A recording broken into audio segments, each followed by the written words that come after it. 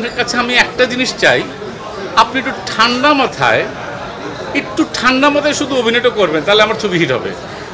তো শুটিং করতে যে অনেক সময় বিরক্ত হতাম, আমি বিরক্ত হই, আর ওর সাচ এ নাইস বয় আমাকে বলকে না আপনি কিন্তু ক্যারেক্টারে আছেন।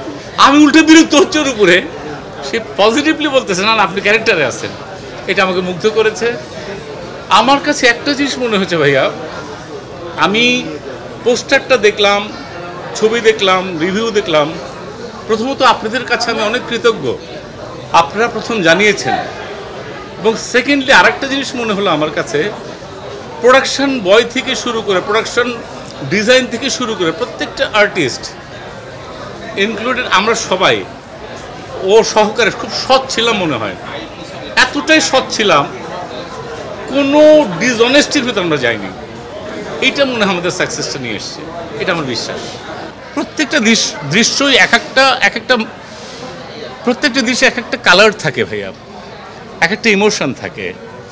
যখন একটা প্রেমের দৃশ্যে এক ধরনের ওদের কথা হয়, তখন আমার সঙ্গে যখন চঞ্চলের কথা হয়, আমি তো ওই সময় নাই, কিন্তু আমার মাথা আছে ওইখানে, অডিয়েন্স রিলেট করছে যে তুমি কি শুইছো, কেমন লাগে, বা কীরকম প্রেম।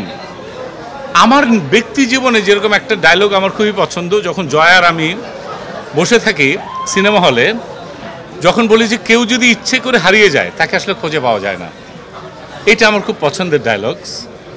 তারপরে মেয়ের সঙ্গে যখন কথা বলি, আমার সিনিয়র জেসমিনের সঙ্গে যখন কথা বলি, এই যে নিজের উপলব্ধি, নিজের স্যারেন্ডার। আসলে আমরা প্রত্যেকটা মানুষই জাহাঙ্গীর, আমাদের প্রত্যেকটা মানুষের ভিতরে হিরোইজম আছে, প্রত্যেকটা মানুষের ভিতরেই ভিলেন আছে। কোনটা কখন উঠছে সেটা যদি আমরা পারমিটেশন কম্বিনেশন করে, এই ছবিটা প্রথম দিকে খাস্টা জাহাঙ্গীরকে কেউ দেখতেই পারে না। আমার বিশ্বাস পরের দিকে খাস্টা জাহাঙ্গীরের জন্য মায়া লাগে। কেন লাগে? সে রিয়ালাইজ করে। মৃত্যুর আগ পর্যন্ত আমাদের সেই রিয়ালাইজেশনের টাইমটা আছে। কখন মৃত্যু হয় আমরা জানি না। অ্যাজ এ হিউম্যান বিং হিসাবে অলমাইটি গড আমাদের একটা সুযোগ দিয়েছেন। এই যদি আমরা রিয়ালাইজ করতে পারি, আজকে যারা আমরা খাস্টা, কালকে আমরা ভালো হয়ে যাবো, এটুকু বলতে পারি ভাই।